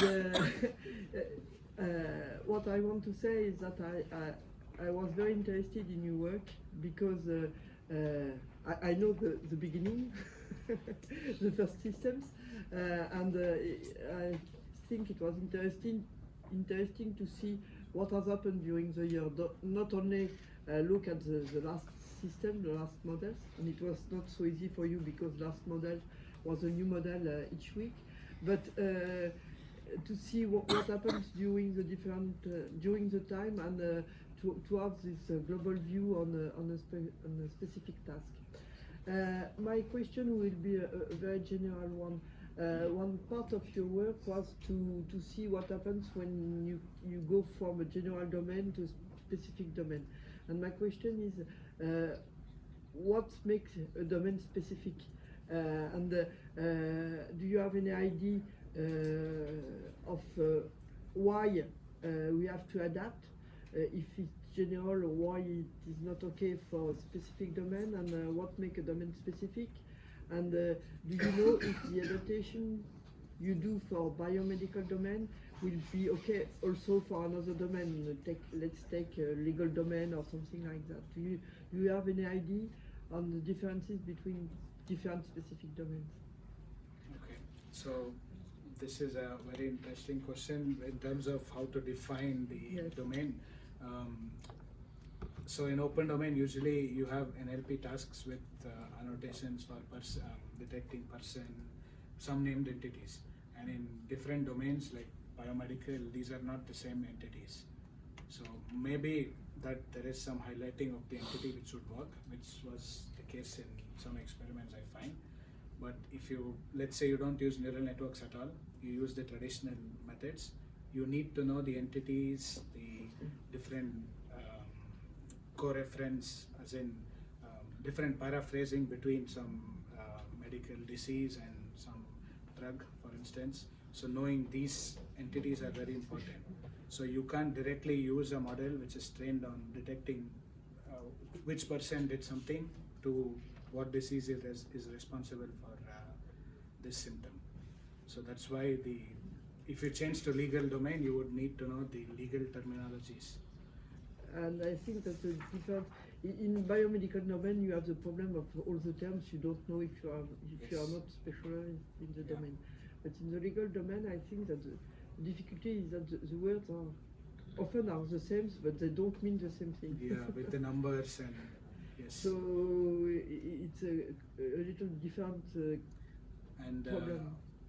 Another interesting question, just with the same thing, is when you have numbers attached to some compound, there is not much work. So I found maybe last year there was a paper about having word embeddings which include numerical data. And that was a big problem I find when I was using word to web, for instance. You can just concatenate it as one word, but it's not really the same. For example, 1958 as a number, you can't have an embedding. No. So these problems were there earlier, but maybe with the language models we will see a solution for it. I don't know. This would also have an impact on the specific domain where a number is important. I think in law this would make sense. Okay. Another very general question. What happens if we are trying to work with another language than English? You show us that there are some variants of BERT very frequent languages such as French and so on. But I'm not sure that the coverage results are the same. I don't know. I have no idea about that. Perhaps it's the case. But if you take another language which is which has less results, will it be possible to have for example, a QA system for Norwegian, for example, like a language which is not so. Yes, so it is possible, but not the same way we do. So last year there was a paper who proposed that when you detect an entity and its type from text, let's say, so you need an entity detection and a entity type detection on any language. And then what they do is they use an unsupervised method to transform this as a supervised question answering problem, and then they use BERT. They don't get good results on English, of course, but they propose a way to do it. So you can use an unsupervised way, convert it. So I think there are ways to do it, but then again, in other languages you need resource. And I don't think you can, in some cases, like in my language alone, I'm a native speaker of Kannada, you won't get a huge corpus like English to train BERT. For a lot of languages, Yeah. you don't have that. Yes, so that's another problem with low resource. You think that we need to have people working on BERT for all languages? Okay, I just want to conclude on the fact that I was very happy to see the results of your thesis and to thank you for being here and to thank the real directors. Donc on va passer justement la parole aux vrais encadrants. Brigitte, est-ce que tu veux commencer? Je commence? Okay. So I'm very happy to be to be here. And it was some course contre la montre. I don't know how to say that because the goal was to finish the thesis before the end of September. Because after I was no more official director, but it was not the case. But these 3 years were often running to reach this goal. And the true difficulty of this thesis was what Patrick said. Always a new model, every week a new model. So always running a lot behind the results. So it was really difficult to manage all of that. And Sanjay was always aware about what happens in the deep learning domain. What were the last finding, the last model, the last discussion about that. So it was really a good thing, but the difficulty was to resist and to have some line to do something and to test and to experiment and to accept not to be always the best one. It was difficult for Sanjay to accept that. But I think we had succeeded in to do a good work, and you have succeeded in doing a good work. And also I wanted to say, from a broader aspect, I very appreciate your personality, your kindness, because during all these years you were always accepting to help people to do something and so on.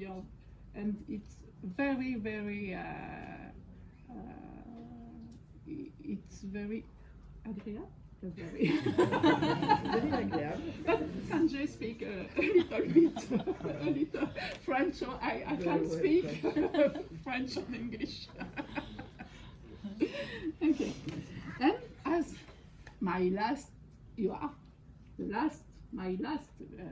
student, the last one on question answering, that was that takes me a lot of time to study this field. And as Patrice said, it's interesting to investigate deep learning. On subtask, deep learning has very good results, very surprising because the task is difficult, but for reading comprehension on squad data, on Wikipedia data, obtain very good results. I don't know about other kind of text because there are not a data set about that. But when you see the results on some tasks, and when you want to do the whole pipeline, it drops, but it's the difference is really significant for this time. And it's really an open question because it's difficult to analyze why this gap between combining the different process. Why I think it's because question answering is a very complex task that needs to manage a lot of different features about language, some syntactic ones, semantic ones, some kind, and these features are not used for the same process. So learning all of these features in an end-to-end model, I think it's and trying to combine all of these process together, maybe it needs a lot of data. I don't know, but it's an open question. I leave for the for the one that are not retired. And so we understand today is a very special day for the two of us because it's your last academic act, and it's also my last academic. Perhaps, but today it's done. Et maintenant je passe au français parce que je veux dire que je suis aussi très contente d'être ici parmi vous. Donc c'est vrai que ce jury a été fait de manière un petit peu différente de ma manière habituelle de faire les jurys, où on regarde de quoi ça parle et qui est pertinent, etc. Donc là, j'ai regardé, si, en plus, ils sont pertinents, en plus, ils sont dans le même domaine. Donc j'ai regardé qui j'aimerais avoir pour mon dernier jury. Voilà, ici avec moi, et c'est vrai que c'est une longue collaboration que nous avons eue ensemble pendant toutes ces années. Et donc là, je suis d'autant plus contente que vous ayez accepté. Je ne voulais pas dire que vous n'étiez pas pertinent, bien sûr. Vous êtes les plus pertinents en plus. Donc tout est réuni. Et vraiment, je vous remercie d'être ici. Merci. Et alors, oui. oui, je t'en prie. Ok. Donc, I don't know, so it depends. Sometimes I don't know which language I'm speaking, so, okay. So first, thank you very much for Sanji. So he was very passionate about this neural network. So because when we prepare the project, and the approach we proposed in the project proposal was not at all this line. And when Sanji came, so no, I want to not no, but I want to do that. And as Prishit said, he brought us so many news on this domain, and convincing us that it's interesting. It was interesting to do that. So finally, he made it. So congratulations. And but during the 3 years, at the very beginning, even in the project proposal, one thing we tried is how to integrate the semantics as much as possible into the question answering tasks, which turns to be not trivial at all. And but we pass much time on that actually, and we will say that, and as the conclusion presented by Sanji, it was not so easy, but we show that it works for some tasks and so in some way. And so I think this is still an open question, but Senshi succeed in convincing people that is still some important point that we shouldn't forget, even during the neural network stage. Yes. So and Senshi is my first student in question answering domain. And I was very lucky to have Bridget with us, and because she is very experienced in this domain, and she was even during the project proposal, she contributed a lot, and I learned so much from you, and I'm so lucky to have you. I mean, meet you the last 3 years before you get retired. So thank you, both of you. Yeah. See? And no, this is a moment where everybody believes it's over, but it's not. Luckily, there is this tradition in Orsay, I mean in Paris-Saclay University, that the head of the jury is completely ignorant in the field, which is partly my case. So I'm not going to ask many questions. And first, I would like to thank Brigitte and Yue and you and for inviting me in the jury, as it reminds me very good things from my first steps in research when I arrived at LIMSI in your team, and I discovered that there was this strange field named question answering that was blooming at the moment, and it was very interesting, and it is very interesting to see how far it's been and how far it moved, and how performant it became now.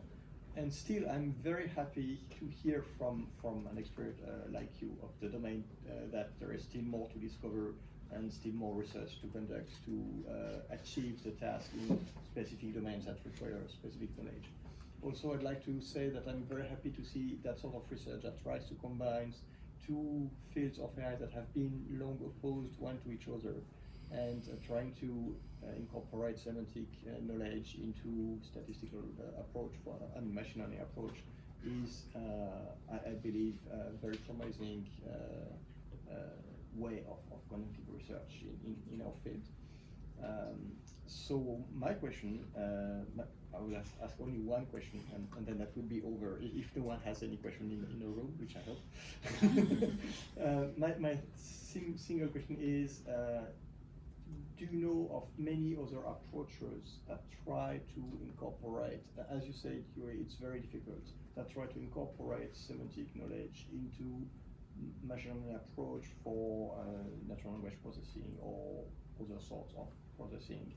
And how would you compare, I mean, how would you classify those different approach one to each other, and what do they have in common, and what differentiates them one from each other? Okay, so thanks for that question. I think I would take some time to explain it. So when we began, we did not find any works who are doing exactly what you asked. But over the months, we found some people tried to use Freebase, which is a knowledge base, which is not available anymore. And so you have a structured, you have some relations between some questions, and they use this and normal deep models to, on the confirming part, where you have results from both approaches, they try to analyze if both confirm each other. So this was one way which could be done, but the problem for us was we did not have anything in the domain-specific setting. So when I began working, my focus was not at all in open domain QA, it was mainly on low resource setting like domain specific. So even if we wanted to do domain adaptation, it wouldn't be possible as we lacked this resource. So that was one way of doing it with knowledge bases. With ontologies and question answering, I haven't seen a lot of works which basically mix these two in the same way they do. It's become more parallel than which would intersect at some point, because you see different people doing very different things, and mixing these two, not a lot of people would try to do it.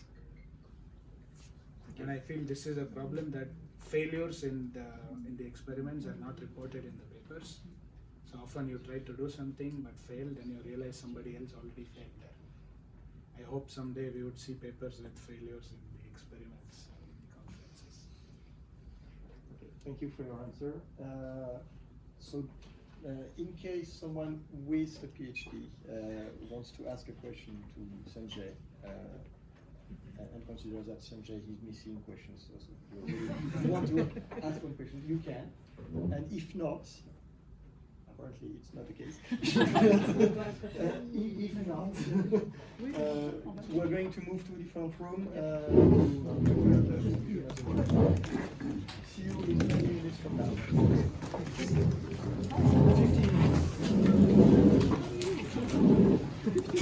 15 minutes. 15 minutes. We're going to be very efficient.